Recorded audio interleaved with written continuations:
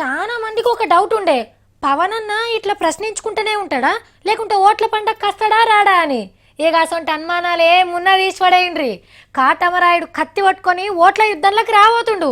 మొన్ననే voter card address ఆంధ్రాకు మార్పించుకుంటా అన్నాడు కదా, ఇవాళ కడమ ముచ్చట్లు కూడా చెప్పేసిండు.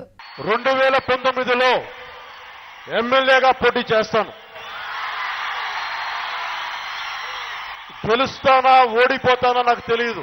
పోటీ చేస్తే ఓట్లెయ్యాలి అని అడగాల గాని గిదేందన్న గిట్లంటావు?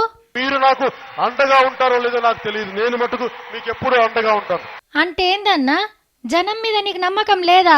చంద్రబాబు గారు కానీ, శ్రీ వైఎస్ జగన్మోహన్ రెడ్డి గారు కానీ, ఏ ఒక్కరు కానీ నాకు శత్రువులు కాదు. మాయ మాటలు చెప్తే మటుకు నేను శత్రువునే, చాలా బలమైన శత్రువుని,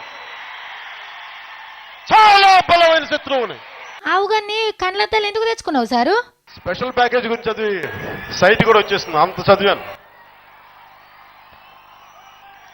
నా కళ్ళజోడి కేంద్ర ప్రభుత్వాన్ని కొంత గ్రాంట్ అలౌ చేయమని కోరుకున్నాను. ప్రత్యేక హోదా లాభాల గురించి చదివి కళ్ళు మస్క కనబడుతున్నాయట. మొత్తానికైతే వచ్చుడు ఆలస్యమైన ఎలక్షన్లకు వచ్చుడు అయితే పక్కా అని తేల్చేసిండు.